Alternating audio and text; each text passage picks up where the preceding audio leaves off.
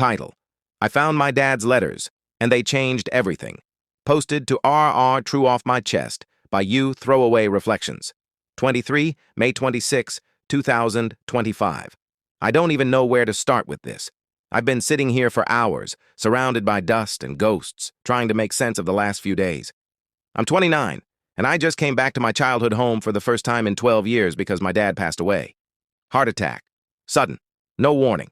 I got the call last week and it hit me like a punch I didn't see coming. I haven't spoken to him in years, not really. Now I'm here, in this creaky old house, sorting through his life. And I don't know how to feel. I'm hoping typing this out will help me process it. Bear with me.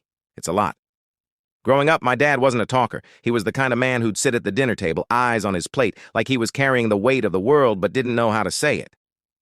I remember him teaching me how to ride a bike when I was 6, his big hands steadying the back of the seat, telling me to keep pedaling, kid. Those were the good moments. But there were others. Fights, silences, times he'd just shut down. He worked long hours at the factory, and when he was home, it was like he was somewhere else. I used to think he didn't care. By the time I was a teenager, I was angry. Angry at his quiet, at his absence, even when he was right there. I left for college at 17 and barely looked back. A few phone calls, some awkward holiday visits, but that was it. We drifted. I let us drift. When I got to the house yesterday, it was like stepping into a time capsule. Same faded curtains, same scratched-up dining table. The air smelled like old wood and something faintly like his aftershave. I started going through his stuff, mostly to figure out what to keep or sell. I wasn't expecting to feel much. I thought I'd boxed up my emotions about him years ago. But then I found it. A wooden box, tucked under his bed, covered in a layer of dust so thick I had to wipe it off with my sleeve. Inside were letters. Dozens of them. All in his messy handwriting, addressed to me. None of them sent. The first one was dated the day I left for college. I sat on the floor, right there in his bedroom, and started reading. I didn't stop until the sun was coming up this morning. The letters were... God, they were everything. He wrote about how proud he was when I graduated high school, even though he didn't say it at the ceremony because he didn't know how. He wrote about watching me play soccer when I was 10, how he'd stand at the edge of the field, heart swelling, but couldn't find the words to tell me. There were letters about his own childhood. His dad was cold, distant, and he swore he'd be different, but felt like he failed. He wrote about the factory layoffs, the bills piling up, how he'd come home exhausted and see me pulling away, and it broke him. He wrote about my mom leaving when I was little, how he blamed himself, how he didn't know how to be both parents. He wrote about loving me so much it scared him, because he didn't know how to show it without messing it up. One letter gutted me. It was from 5 years ago after I'd stopped calling much. He wrote, I don't know if you'll ever read this, but I need you to know I'm sorry. I wasn't the father you deserved. I wanted to be, but I didn't know how. I love you, kid. Always will. I read that and just broke.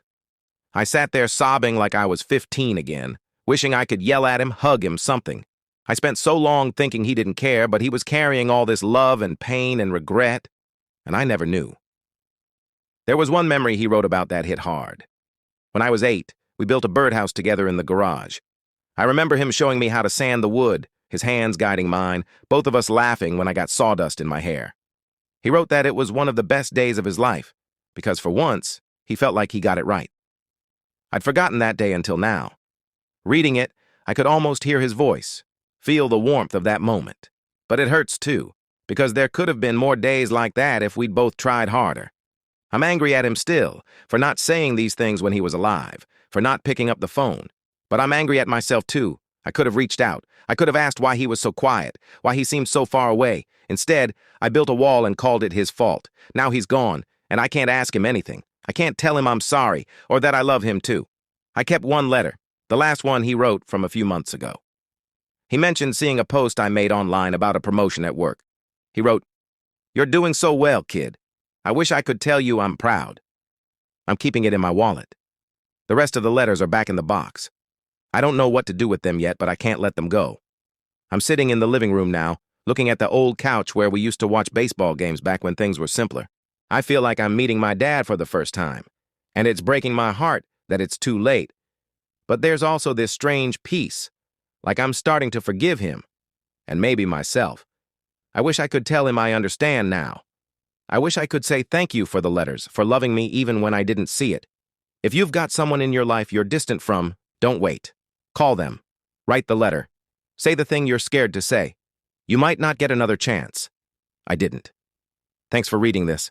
I just needed to get it out. Maybe I'll come back and update someday, but for now, I'm just trying to sit with this and figure out what comes next.